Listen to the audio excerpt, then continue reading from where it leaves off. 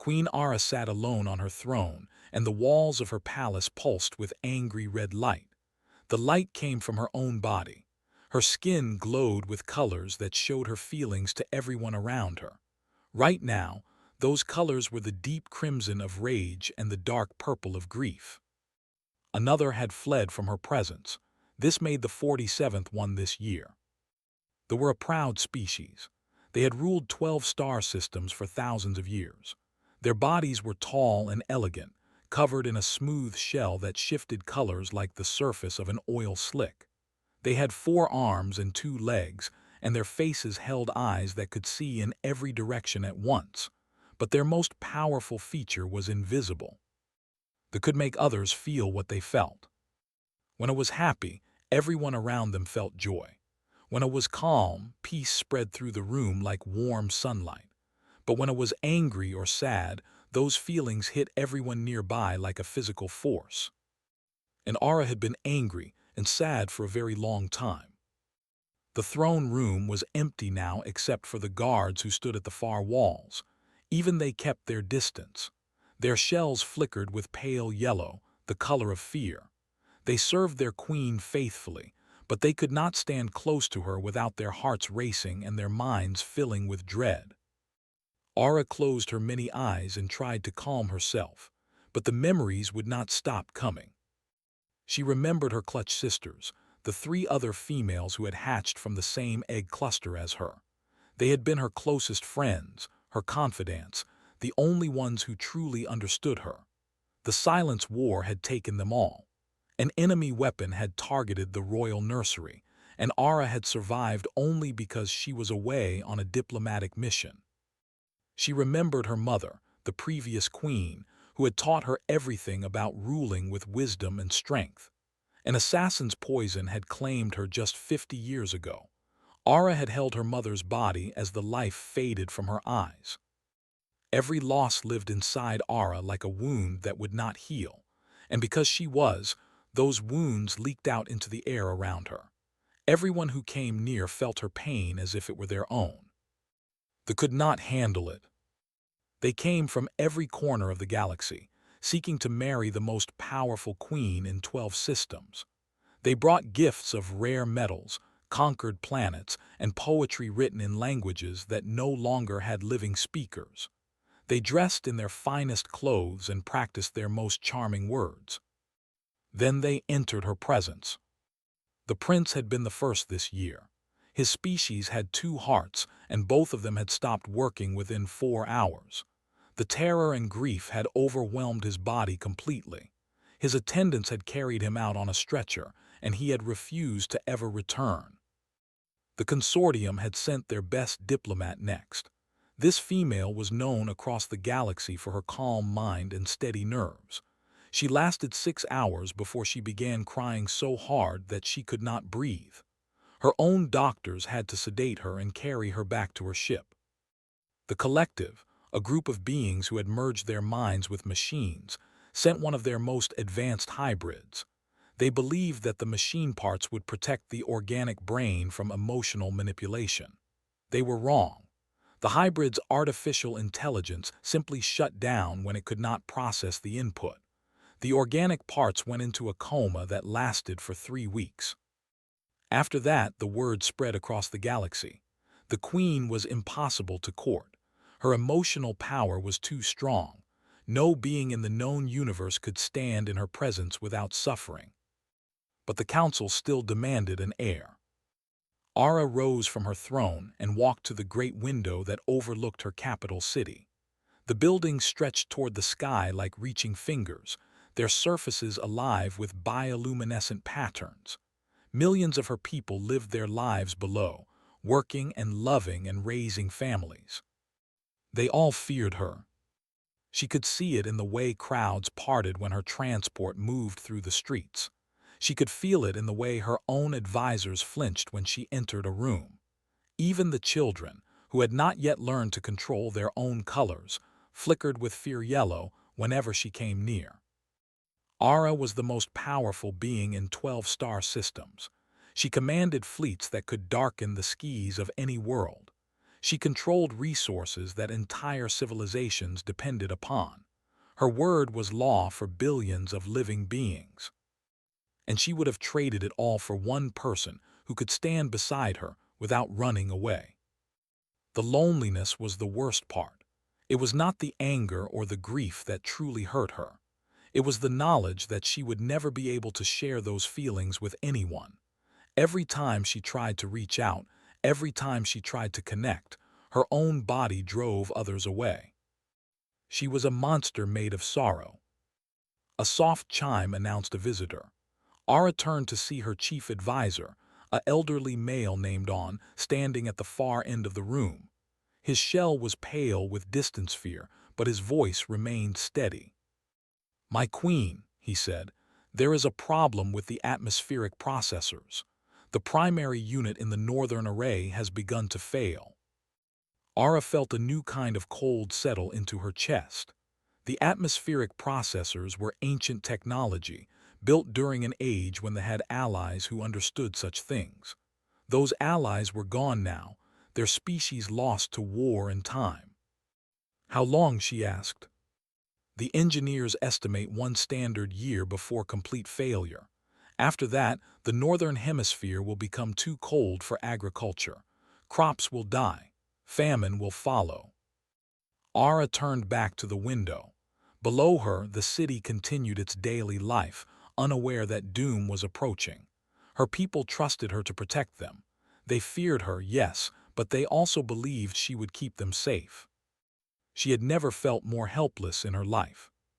"Send word across the galaxy," she said. "We need engineers, technicians, anyone who can repair the processors." She paused, and her colors shifted to a darker shade. "And make sure they understand what they will face if they come here. I will not have more deaths on my conscience." On bowed and retreated from the room. Ara sat back on her throne and closed her eyes. The thorns that grew from its living surface pressed against her shell, but she did not mind the discomfort. Pain was an old friend by now. Somewhere out there, she thought, there must be someone who could help, someone who could fix the machines and save her people. She did not dare to hope for anything more. The message from the Dominion reached Earth Station 7 on a quiet Tuesday morning. Was eating breakfast in the cafeteria when his supervisor called him to the briefing room. Was 34 years old and looked exactly like what he was, a man who had spent his whole adult life fixing things. His hands were rough from work. His face was plain and forgettable. He wore the same gray jumpsuit that every technician on the station wore, and he never bothered to add any personal decorations. He had been a maintenance specialist for 15 years. Before that, he had been a maintenance apprentice for 3 years. Before that, he had been a kid on a colony world who liked to take things apart and put them back together. There was nothing special about. He was not handsome or brilliant or brave. He was just good at his job. The briefing room was full when he arrived. Senior engineers sat around the table, their faces serious. A holographic display showed a planet that did not recognize.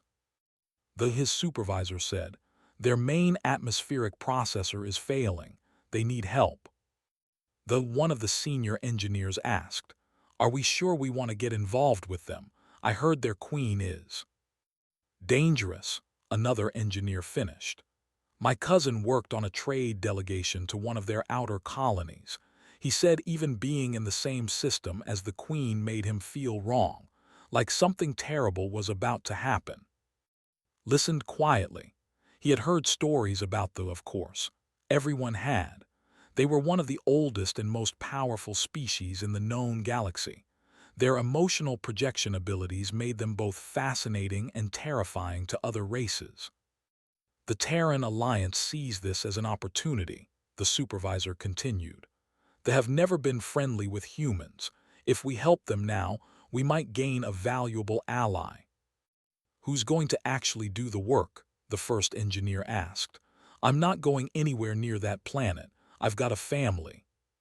The supervisor nodded slowly. "Most of the work can be done from orbit. We can send drones and remote systems for the outer components.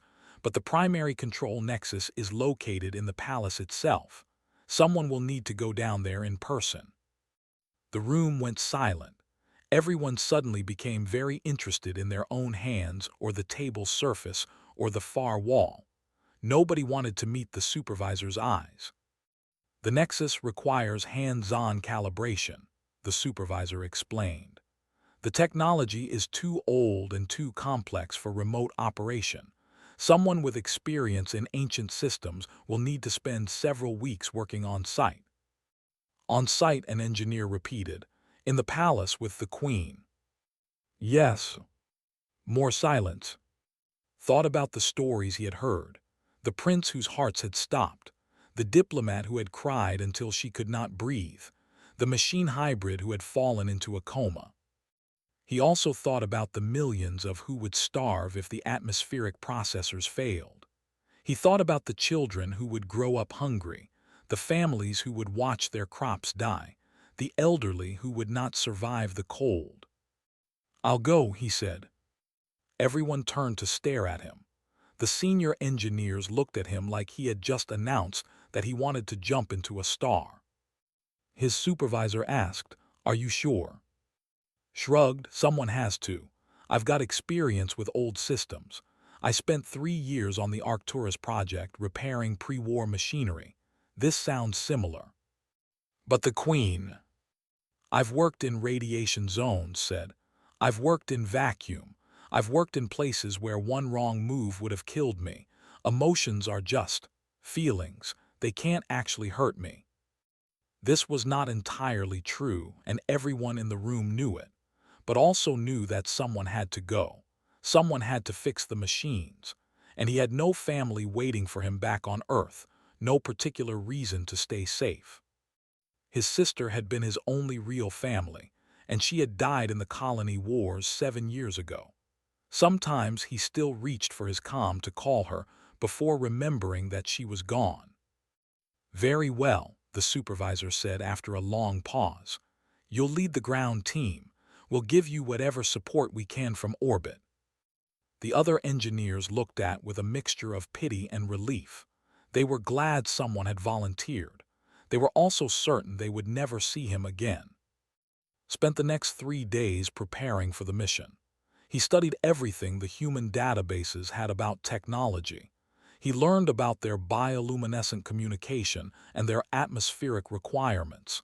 He packed his toolkit with care, making sure he had every instrument he might need. The journey to the took 2 weeks. Spent most of that time reading and sleeping. He tried not to think too much about what he was walking into. When the shuttle finally descended through the planet's atmosphere, pressed his face against the window like a child. The world below was beautiful. Great cities spread across the continents, their buildings alive with shifting colors. Forests of luminescent plants stretched between urban areas, glowing in patterns that seemed almost like language. The palace was the most impressive structure of all. It rose from the center of the capital city like a mountain of living crystal, its surfaces constantly changing color in response to some unseen rhythm. "Beautiful," muttered. The shuttle pilot, a nervous young woman who had volunteered only because the danger pay was excellent, glanced back at him. "Beautiful and deadly," she said. "Good luck down there. I'll keep the engines warm in case you need to run." Gathered his toolkit and walked down the shuttle ramp. The guards were waiting for him. They were tall and elegant, their shells flickering with various colors that could not interpret. They watched him approach with their many eyes, and none of them spoke. He said, "I'm here to fix your atmospheric processors." The guards exchanged glances. One of them made a sound that's translator interpreted as something between a laugh and a warning. "The human will not last the night," the guard said to his companion. He did not bother to lower his voice. Pretended not to hear. He hoisted his toolkit onto his shoulder and followed the guards into the palace. The interior was even more impressive than the exterior. Corridors stretched in every direction, their walls alive with bioluminescent patterns.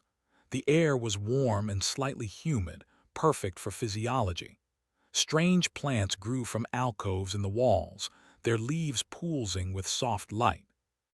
The control nexus was located beneath the throne room. The guards led down a series of ramps and corridors until they reached a vast chamber filled with ancient machinery. Crystals the size of cars hummed with power. Conduits carried glowing fluid through walls that seemed almost organic. "You will work here," the lead guard said. "Do not enter the throne room. Do not approach the queen. If you value your life, you will finish quickly and leave." Nodded and set down his toolkit. He looked around the chamber, already making mental notes about which systems he would need to examine first. The guard hesitated at the doorway. "Human," he said, "why did you come? You know what the queen can do. You know you could die here." Pulled out a diagnostic tool and began scanning the nearest crystal array. "Someone had to," he said. "People will die if these machines fail. That matters more than my comfort." The guard stared at him for a long moment. Then he turned and walked away without another word. Got to work. 3 days passed in a blur of work and exhaustion. Crawled through conduits older than human civilization. He replaced crystalline processors that hummed with energies he did not fully understand. He traced power lines through walls that sometimes seemed to breathe. The ancient technology was fascinating. It was built on principles that human science had never discovered, using materials that did not appear in any database. But machinery was machinery, no matter who built it. Power flowed from one place to another, components connected in logical patterns. When something broke, it usually left signs that a trained eye could follow. Was a trained eye. He worked alone. The guards checked on him periodically, but they never stayed long. They seemed afraid of the lower levels, though could not understand why. The machinery made soft sounds and produced pleasant warmth. He found it almost comfortable. On the third night, he discovered the problem. A critical junction point had degraded over time. Crystalline structures that should have been smooth and clean were now rough and clouded. The power flowing through them was becoming unstable, like water pushing through a clogged pipe. Eventually, the pressure would build too high and something would break. Could fix it, he had the tools and the knowledge, but there was a problem. The junction was not in the lower levels. It was located directly behind the throne room, accessible only through a passage that ran beneath the queen's seat of power. He reported his findings to the chief advisor on. The elderly listened carefully, his shell flickering with colors of concern. "You must access the throne room," On asked. "Not the whole room, just a small area behind the main platform. I need to reach a maintenance panel there." On shook his head. "Impossible. The queen holds court during the day. Her presence fills the entire throne room with her emotional state. No being has survived extended exposure."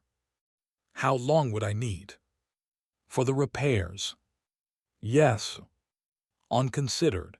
"Based on your previous work, perhaps 20 minutes, possibly 30. "I can handle 30 minutes.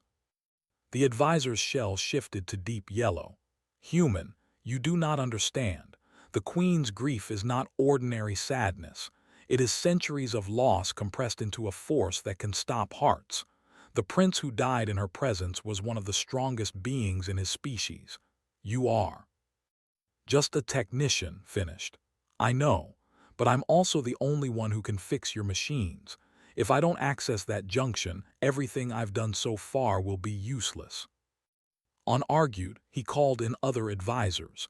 They all said the same thing: it was too dangerous. The human would die. They should find another way. There was no other way. Decided to stop asking for permission. On the fourth morning, while the queen was holding court, he simply walked into the throne room. He did not announce himself. He did not request an audience. He just walked through the great doors, toolkit in hand, heading for the maintenance panel at the back of the chamber. The room fell silent. Dozens of courtiers turned to stare at him. Their shells flickered with shock and fear. Guards moved toward him, but they were too surprised to act quickly. And then he felt it. The Queen's presence hit him like a wave of ice water. His chest tightened. His eyes began to water. A feeling of loss so profound that it made his knees weak flooded through his entire body. He thought of his sister. He thought of the day he learned she had died. He thought of every lonely night since then, every morning when he woke up and remembered that she was gone forever. The grief was not his, but it felt like his. It burrowed into his mind and made itself at home. Every instinct in his body screamed at him to run, to flee, to get away from this terrible weight before it crushed him. Took a breath, he coughed, and he kept walking. The courtiers scattered out of his path. They could not believe what they were seeing. This small, plain creature was walking toward the Queen as if the emotional pressure was nothing more than bad weather. Ara sat on her throne, surrounded by thorns of living crystal. Her shell blazed with crimson and violet, warning colors that should have sent any sane being running for safety. Her eyes tracked the human's approach with something that might have been shock. Reached the back of the chamber. He located the maintenance panel. He knelt down and opened his toolkit. "Apologies for the intrusion, Your Majesty," he said. His voice shook slightly, but his hands were steady as he selected his tools. "I need to access the junction behind your throne. Should take about 20 minutes. I'll try not to make too much noise." The court stared. The Queen stared. Her bioluminescence flickered in patterns that her own courtiers had never seen before. "You are not fleeing," Ara said. Her voice was layered with harmonics that made bones vibrate. Kant said. He was already removing the panel cover, his attention focused on the damaged junction beneath. "If I don't fix this junction, your whole northern hemisphere is going to freeze. Crops will fail. People will die." He glanced up at her briefly, meeting her many eyes with his own too. "Respectfully, Your Majesty, I've got a job to do. You can feel whatever you need to feel. I'll work around it." The silence that followed was the loudest silence had ever experienced. He turned back to the junction and began his repairs. His hands moved with practiced efficiency, replacing damaged components and recalibrating connections. The Queen's emotional pressure continued to crash against him in waves, but he let it wash over him without fighting it. Yes, he was afraid. Yes, the grief was overwhelming. Yes, every part of his brain wanted to run away. But fear did not get to make the decisions. That was a rule had learned a long time ago, after his sister died. He could feel whatever he felt, but he was still the one in control of his actions. The courtiers watched in stunned silence. Some of them flickered with colors of amazement. Others showed colors that suggested they were waiting for him to collapse at any moment. He did not collapse. 23 minutes later, he closed the maintenance panel and stood up. His legs were shaky, and his head hurt from the emotional pressure, but the junction was repaired. "All done," he said. "The northern atmospheric processors should stabilize within the next few days. I'll monitor them from below to make sure." He gathered his tools and walked toward the exit. The courtiers parted before him like water around a stone. At the door, he paused and looked back. The Queen was still watching him, her colors shifting in ways he could not read. "I'll be working in the lower levels if you need anything else fixed," he said. "Have a good day, Your Majesty." And then he walked out. Behind him, the throne room erupted in confused chatter. Courtiers demanded explanations from each other. Guards argued about what they should have done. Advisors worried about protocol and precedent. Ara said nothing. She simply sat on her throne and stared at the door through which the strange human had disappeared. For the first time in centuries, she felt something other than grief and anger. She felt curious. The weeks that followed changed everything. Continued his work on the atmospheric processors. The systems were vast and complex, stretching across the entire planet. Every day brought new problems to solve, new ancient machines to repair. He fell into a rhythm of work and sleep and work again. But something else was happening too. The Queen began to visit him. The first time, she simply appeared at the entrance to the lower levels while he was working, looked up from his diagnostic tools to find her standing there, her shell glowing with soft blues and greens. "Human," she said, "you are still alive. Was I not supposed to be?"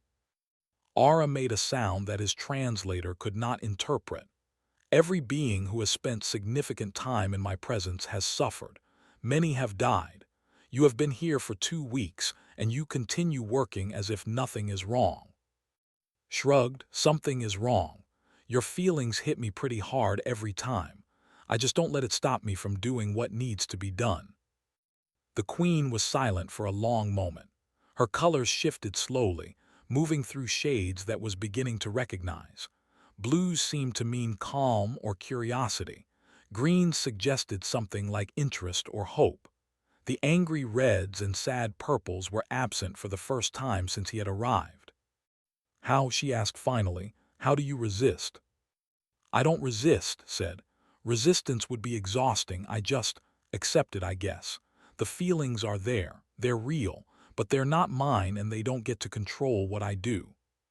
He went back to work, and the Queen watched him for nearly an hour before leaving. She returned the next day, and the day after that. Each visit lasted a little longer, each conversation went a little deeper. Learned about thee as they talked. He learned that their emotional projection was not something they could control. It was as automatic as breathing for humans. When a felt joy, everyone around them felt joy. When a felt sorrow, that sorrow spread like ripples in water. For most, this was a good thing. Communities shared their feelings openly. Celebrations were truly collective experiences. Grief was carried together rather than alone. But Aura's feelings were too strong. 3 centuries of loss had built up inside her like pressure in a sealed container. Every emotion she felt came out amplified 1,000 times. "I did not choose this," she said one evening as replaced a cooling system in the eastern array. "When my sisters died, I thought the pain would fade with time. Instead, it grew. When my mother was killed, the grief became too much for my body to contain. Now I cannot be near anyone without hurting them." Nodded slowly. "That sounds incredibly lonely." "It is." Aura's colors dimmed to something almost gray. "I am surrounded by millions of subjects and I am completely alone. They see a monster, they see a weapon, they see a queen to be feared and obeyed. No one sees me." "I see you." The words came out before could think about them. Aura turned to look at him, her many eyes reflecting the glow of the machinery around them. "You see a damaged woman who misses her family," continued. "You see someone who wants to connect with others but can't figure out how. You see a leader who cares about her people and is terrified of hurting them." He set down his tools and met her gaze directly. "That's not a monster. That's just someone having a really hard time." Aura's bioluminescence rippled through colors that had never seen before. Soft gold mixed with deep blue mixed with something that might have been pink. "Your species is strange," she said. "You have no defenses against emotional manipulation, no natural resistance. You feel everything as strongly as any other race, perhaps more so, and yet you stand here and talk to me as if we were equals." "We are equals," said. "You're a queen and I'm a technician, but that doesn't change what we are underneath.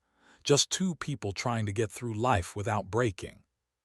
He told her about his sister then, about growing up together on a colony world at the edge of human space, about the way she had always believed in him, even when no one else did, about the day he learned she had been killed in a battle that should never have happened. "I thought the grief would destroy me," he admitted. "For months after she died, I could barely function. Everything reminded me of her. Every morning I woke up and remembered she was gone, and it felt like losing her all over again." "How did you survive?" Thought about the question for a long moment. "I decided that I could feel the pain without letting it control me. The grief was real, the loss was real, but I could still choose what to do with my days. I could still find meaning in my work. I could still help people, even when I was hurting. Ara moved closer to him. The emotional pressure increased as the distance decreased, but had grown accustomed to it by now. The grief and anger washed over him, and he let them pass through without resistance. "Does nothing frighten you?" she asked. "Everything frightens me," said honestly. "Being here frightens me. Your feelings frighten me. The idea of dying alone frightens me. But fear doesn't get a vote. It can sit in the room and yell all it wants, but I'm still the one who decides what happens next." Ara's colors shifted to pure gold. It was the had ever seen them, warm and soft like sunlight through honey. "My people have a word for beings like you," she said. It means those who stay. In our oldest stories, they were the heroes who stood firm when everyone else fled.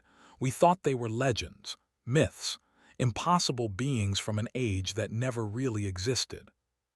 She reached out with one of her 4 arms. Her clawed hand stopped just short of touching his shoulder. "I never thought I would meet one," she whispered. Looked at her outstretched hand. He understood what she was asking. Physical contact would make the emotional connection even stronger. The grief and anger would hit him harder than ever before. He reached out and took her hand in his. The wave of emotion that followed was almost unbearable. Centuries of pain crashed through him like a tsunami.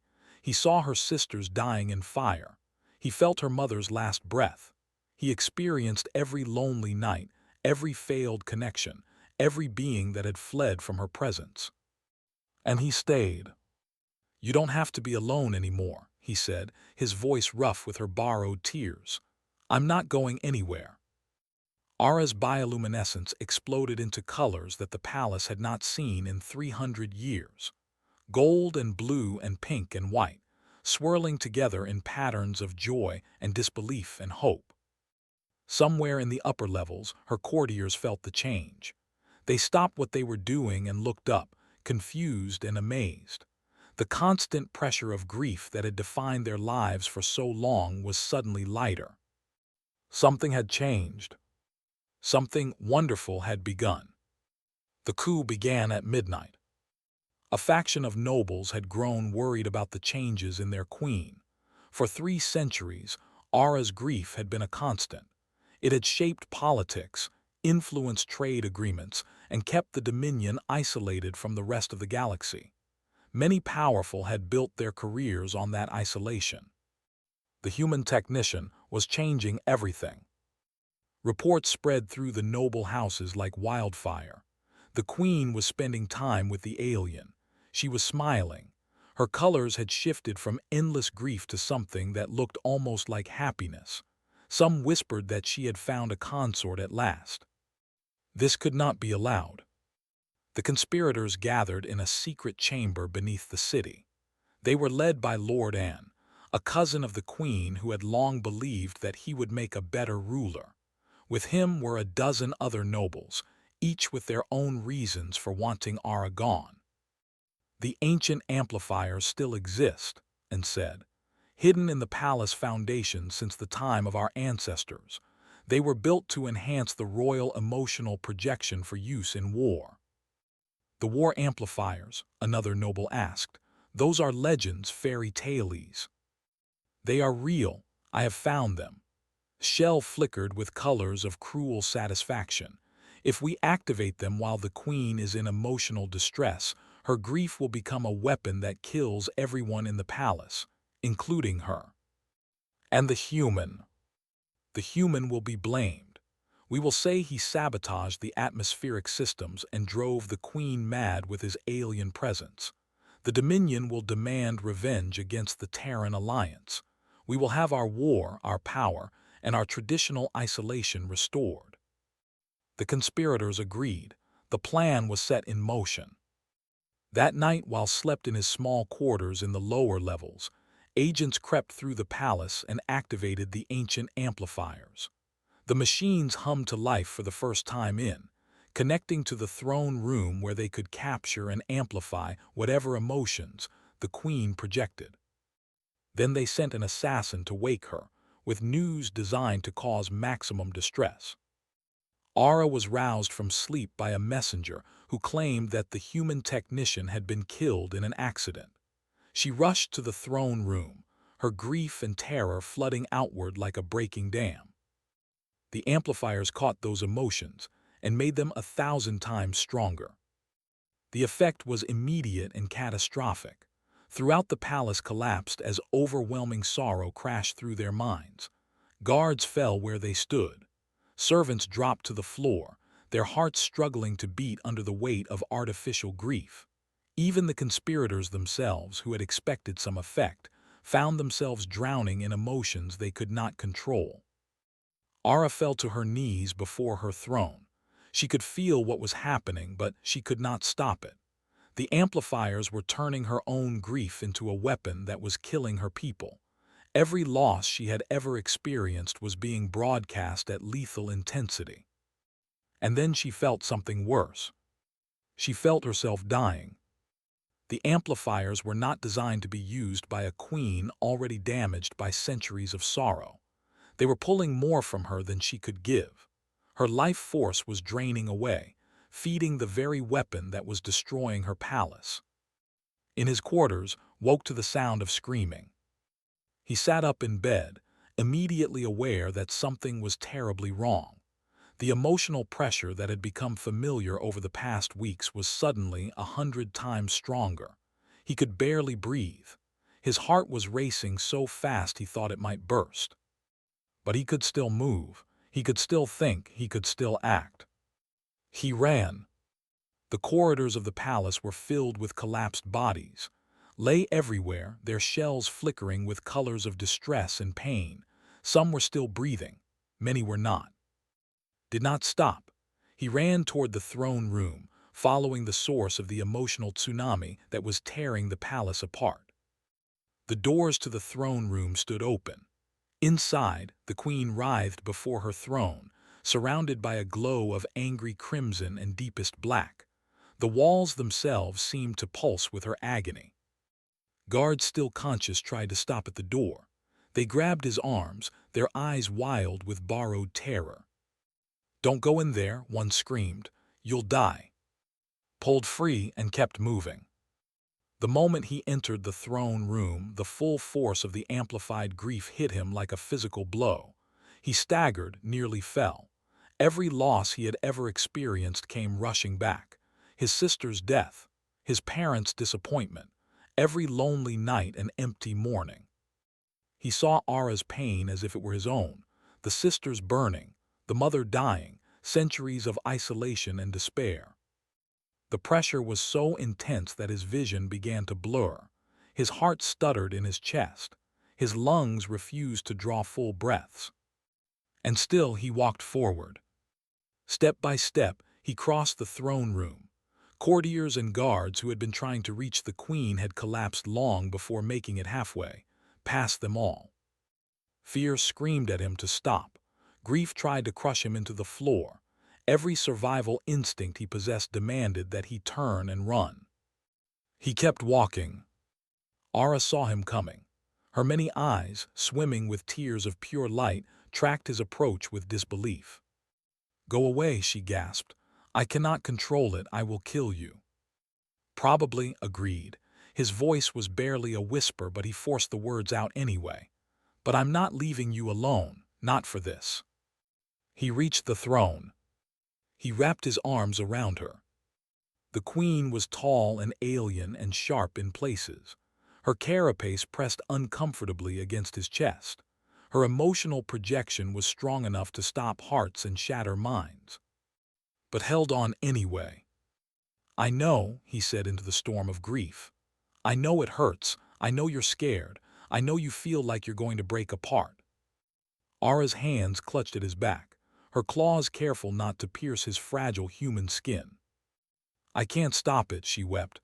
"I can't control it. I'm killing everyone." "Then let it go through me," he said. "I'll take it. I'll stay. You don't have to carry this alone anymore."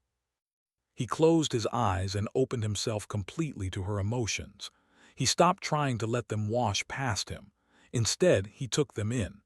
Every grief, every loss, every century of loneliness. He felt it all. And he responded with something the amplifiers could not process. He gave her his own feelings, his love for his lost sister, his pride in his work, his growing affection for the lonely queen who had become his friend, his absolute refusal to abandon someone who needed him. The connection between them flared brighter than the sun. Aura's bioluminescence shifted. The crimson and black began to fade, replaced by gold and blue. The amplifiers, designed to enhance grief and fear, sputtered and sparked as they received emotions they were never built to handle. Hope, connection, love. The ancient machines overloaded and shut down. The artificial amplification stopped. The emotional pressure throughout the palace dropped from lethal to merely overwhelming. Who had been unconscious began to stir. Guards who had collapsed started to breathe normally again. The palace, which had been dying moments before, slowly returned to life. In the throne room, and Aura held each other as the storm passed. The queen wept into his shoulder, but these were not tears of grief. For the first time in 300 years, she cried with relief. "You stayed," she whispered. "Everyone always runs, everyone always leaves, but you stayed." Smiled, though his face was wet with borrowed tears. "Told you, fear doesn't get a vote, and neither does grief. They can feel whatever they want. I still choose what I do." He pulled back slightly so he could look at her face. Her colors were soft gold and gentle blue, the most peaceful he had ever seen them. "Besides," he added, "someone had to fix your emotional projectors too. Might as well be me." Aura made a sound that his translator identified as laughter. It was the first time she had laughed in longer than anyone could remember. Outside the throne room, the palace began to heal. Guards arrested the conspirators, who had been identified by their own bragging before the coup. Physicians tended to the injured. Messages went out across the planet, assuring everyone that the queen was alive and well. And in the days that followed, rumors spread across the galaxy. The queen had found her consort at last. Not a prince or a diplomat or a hybrid of machine and flesh. A human technician who had simply refused to run away. Scientists wrote papers about human psychological resilience. Philosophers debated the nature of courage and emotional control. Politicians wondered what this meant for relations between the Terran Alliance and the Dominion, but did not care about papers or debates or politics. He only cared about the woman whose hand he held as they watched the sunset from the palace balcony. "They do not understand," Aura said, her colors warm with contentment. "How you can stand to be with me." Squeezed her hand. "They're scared of what you feel. I'm not. Feelings are just feelings. They can hurt, but they can't control you unless you let them." He looked up at her with a small smile. "Besides, someone had to fix your atmospheric processors. Couldn't let a little thing like existential terror get in the way." Aura's laughter rang out across the palace, and everywhere her people felt something they had almost forgotten was possible. Joy. Pure, simple, unconditional joy. And in the center of it all stood a plain human technician, who had done something no being in the galaxy had managed before. He had stayed.